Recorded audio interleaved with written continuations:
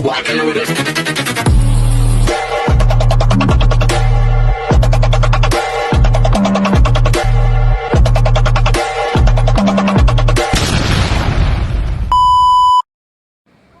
Hi everyone! Good morning! It's your Mama Sam dito sa Sam Sam TV. Kamusta naman kayo?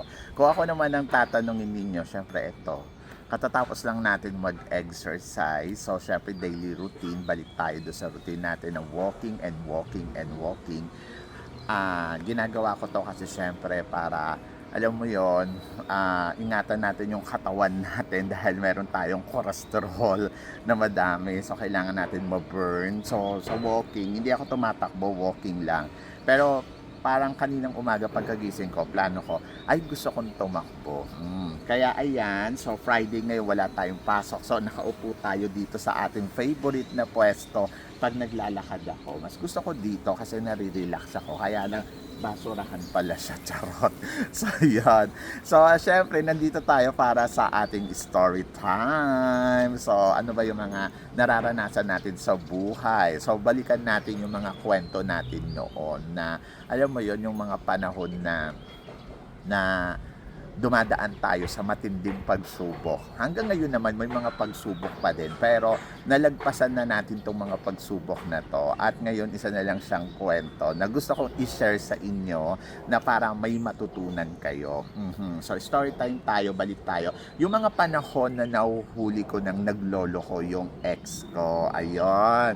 So dati naman na alam nyo, sa totoo lang guys, pag pinasok nyo kasi yung red flag na sa simula pa lang, parang feeling ko talagang ayun yung magiging problema ninyo in the future. Kapag alam mo na parang may history siya or nahulihan mo na naglolo ko siya, parang feeling ko paulit-ulit na lang yon. So maglalaylo lang konti or mag-iingat sa mga ginagawa niya, tapos balik na naman sa dati. Kasi ang taong alam mo yun, hindi sincere, tapos parang ang intention ay, yung intention niya sa'yo ay wala lang, gusto niya magkasama kayo pero may ginagawa siyang milagro na hindi mo nalalaman. Tapos pag nahuli mo siya, parang red flag na talaga yon.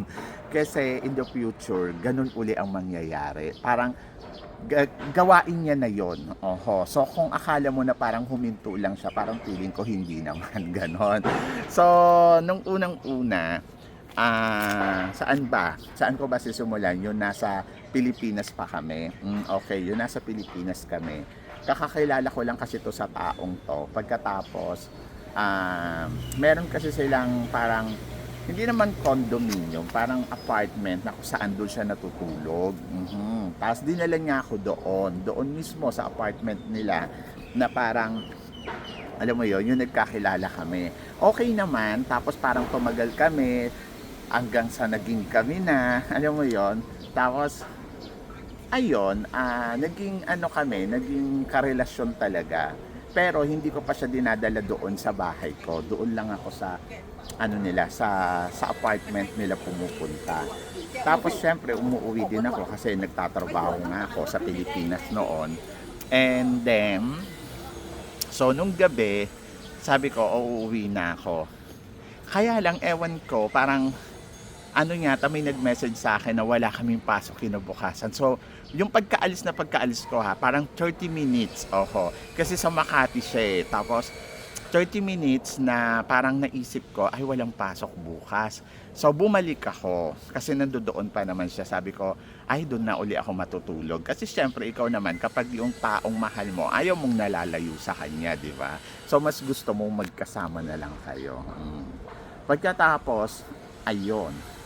So, pagbalik ko, wala pang 30 minutes to So, yun. So, syempre sabi ko, wala nyatang tao. Patay yung ilaw doon sa apartment. Pero kasi syempre welcome naman akong pumasok doon. Tapos yung apartment nila is a room lang talaga. Yung pagpasok mo, ayan na may higaan na dyan. Pagkatapos yung may kwarto kami doon na so doon kami natutulog. So, parang maliit lang talaga na square lang siya, ganon. So, pagpasok ko, sabi ko patay yung ilaw. Pagkatapos, ando doon yung isang kaibigan namin. Tapos sabi ko, nasaan si ganito? Hindi ko na babanggitin yung pangalan kasi baka nanonood siya. Sabihin niya, chinismis ko pa sa inyo. Tapos di sabi ko, Sabi niya sa akin, nandoon. Tapos di pumasok ako doon. Pagpasok ko doon, ayun, nakita ko, Diyos ko Lord, may ginagawa sila nung lalaki niya. O, di ba? Siyempre, nainis ako, nagalit ako. Pero kasi ako kasi yung tipong taong, pag mahal mo yung tao, I think siguro tanga ko lang noon na parang I can give a chance talaga. Na parang, kasi syempre parang lahat naman tayo nagkakamali.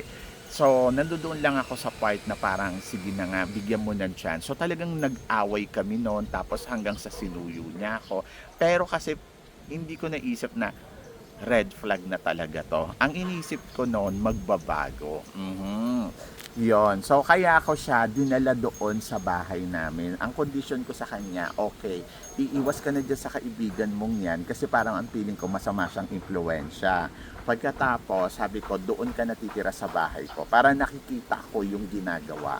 Kasi, ayun naman kasi ang importante sa akin eh. Kailangan ko kasi nakikita talaga yung kasama ko everyday. Alam mo yun, kung duda ka, para yung alam mo, mas nakikilala mo pa siya, mas ano, nung mga panahon na yun, parang bago lang naman kami. So, hindi ko siya hiniwalayan. Sa madaling salita, in-embrace ko pa siya at tinry ko na tulungan siyang magbago sa ganong gawain niya. So, yun. Kasi ako kasi kapag may karelasyon ako. Wala akong ginagawang milagro. Pero, kapag single naman ako, ayun, syempre, single ka naman, kahit sino naman pwede mong sama, di ba? So, yun, naloka ako sa kanya. Pero, pinagbago ko siya. Oho, so, yun. So, nakita ko naman yung pagbabago, nag-effort naman, hanggang sa nakarating na nga kami dito. So, yun, so, nag-decide na ako na, sige, sumama ka kung saan ako pupunta. Kasi ganun talaga ako. Kapag mahal ko talaga yung isang tao, kung ano yung meron ako, ayun talaga, yun talaga yung ibibigay ko. Ayun talaga yung, doon talaga ako sa taong mahal ko. Kasi parang feeling ko, wala naman tayong ibang hangad kundi makakuha ng partner, di ba? At yung partner na yun, yun yung gusto nating makasama sa buhay natin. Pero kasi syempre, ang gusto natin, as long as possible, magandang partner. Yung tipong talagang mapagkakatiwalaan mo, nakatalikod ka man or nakaharap. Ganon. Pagkatapos yun, nandito na kami, actually magkahiwalay kami kasi ako nagtatrabaho doon sa probinsya tapos umuwi lang siya ng weekend. Pagkatapos isang beses, pauwi ako galing trabaho kasi Friday na yon katulad ng araw ngayon. So naglalakad ako doon sa papunta sa amin. Pagkatapos parang nakita ko kasi yung tapat namin, ito yung tapat namin. Ito yung apartment namin. Tapos dito, may Caltex dyan. Pero kasi yung apartment, papasok pa kami sa soy. Tapos may Caltex dito na parang may gasoline station, yung ganon. Tapos na may CR. So ako, nandito ako, naglalakad ako. Kasi pauwi na ako, so lakad akong ganon. Pero natanaw ko siya doon sa kabilang ano. Kasi meron din doon parang mini mart, parang mga 7-Eleven, ganon. So, natanaw ko siya, sabi ko, parang kilala ko to. So, yun. Sabi ko, Santiago, ito na nga. So, syempre, gusto ko siya sorpresahin na parang bulaga, ayun. So, tumawid ako. So, pinuntahan ko, kasi nakita ko siya lumabas ng 7.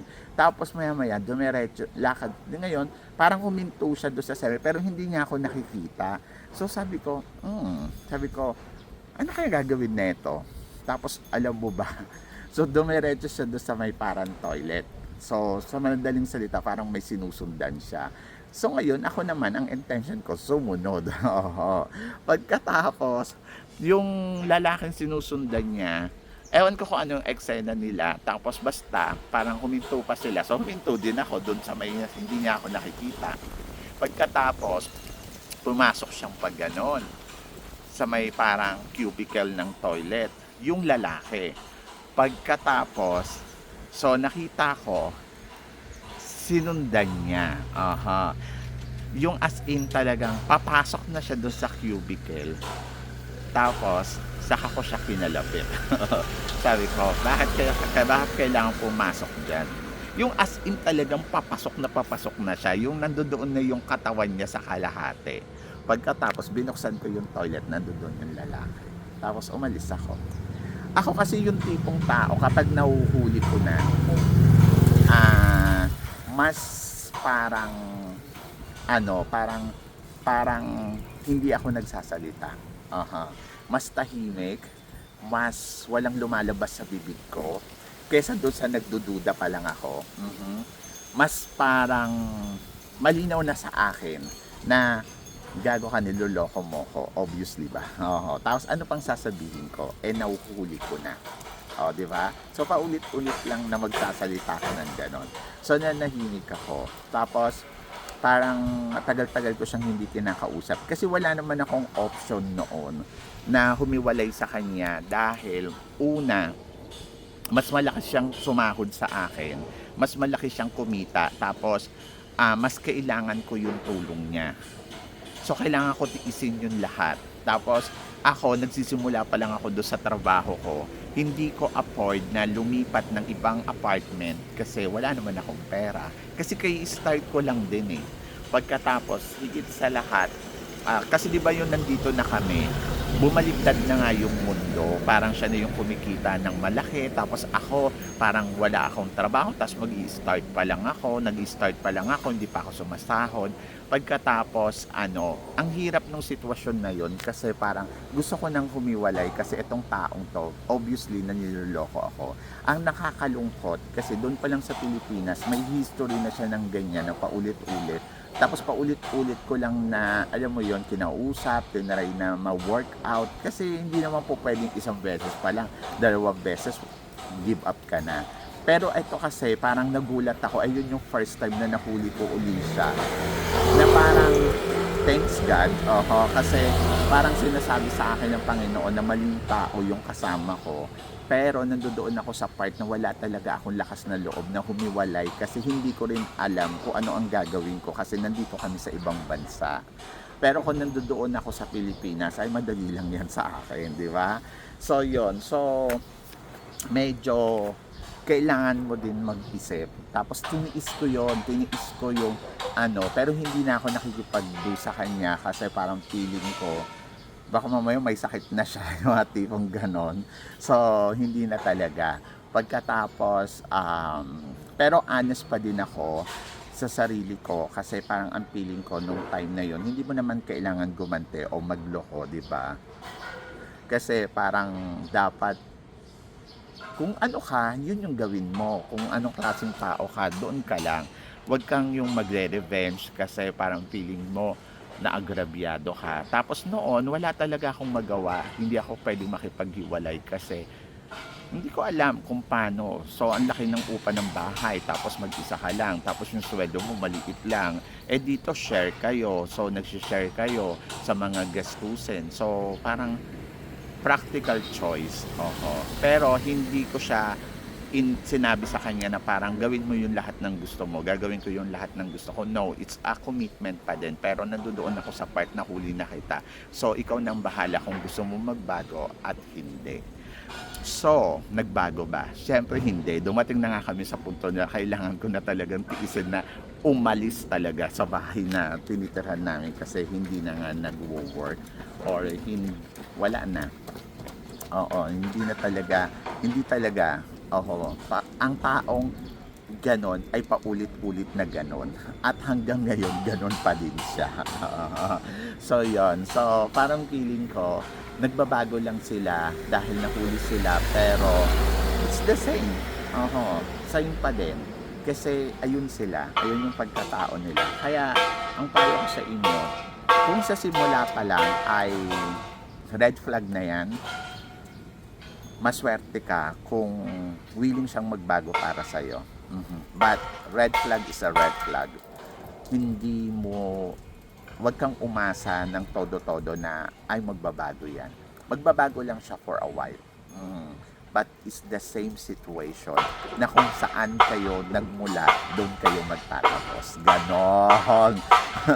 Kung ano yung pinag-anuhan ninyo, yun doon kayo magtatapos. Kaya yung mga taong makakati dyan, sana naman magkaroon kayo ng respeto sa partner ninyo, lalo na yung partner ninyo ay kung yung partner na inaano ninyo, kasama ninyo ay napakabait at sincere.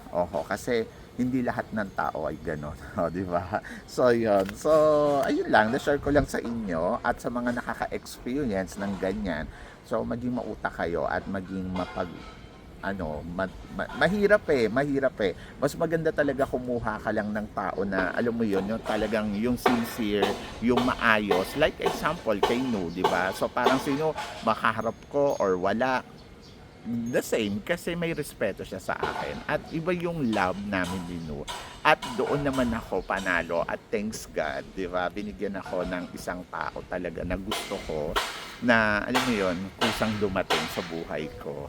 So ayun yung plano ng Diyos sa akin. So maraming salamat sa Panginoon dahil na-experience ko yon at na-share ko sa inyo dahil alam ko yung iba dyan may mga pinagdadaanan na ganyan. Ang mapapayo ko lang sa inyo, isipin ninyo kung ano yung mas makakabuti para sa inyo, sa mental health, sa sarili ninyo. Ayun. Love is good, pero bakit ka mag-i-invest sa isang taong, alam mo yon wala namang natututunan. Oo. So, yun. So, parang hindi worth it. Kasi ako yung nag-iwalay kami. Sinabi ko sa kanya, take note guys, naging 6 years kami. Sabi ko, hindi na 6 years, parang 7 years ganun eh. So sabi ko, ang tagal kong hininta, nagbaka sakali ako, sumugal ako na parang, ang sabi ko, baka kasi sakaling magbago ka. So nasayang lang pala yung mga panahon na, alam mo yon na nilaan ko sa kanya. So talagang sobrang sayang. Pero ngayon, nagkikita kami, nag-uusap kami, we are good term naman. Kasi nung una ayoko talaga. Pero kasi parang maliit lang din naman yung mundo, nagkikita kami. Pero ayun, basta ang alam ko sa sarili ko, may nagawa akong tama, may nagawa akong the best para sa kanya. Pero kung tatanungin mo ako ano ba yung nagawa niyang the best para sa akin, hindi ko alam. But I appreciate yung mga panahon na magkasama kami na yung kung saan down ako, natutulungan naman niya ako biski pa paano. In fairness naman sa taong yun, ayun. But hindi kasi katulad ng sa akin na parang unlimited talaga yung love ko, yung sincerity ko. So yan, so nagtaas ng sariling bangko, nakakaloka. Pero it's true. Love is good sa taong good talaga. Yun, ganon.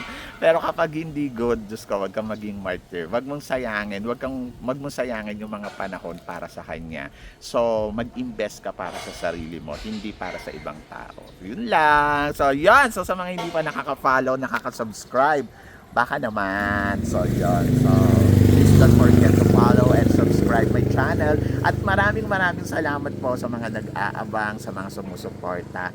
Kapon Kap. So, love, sabi nga.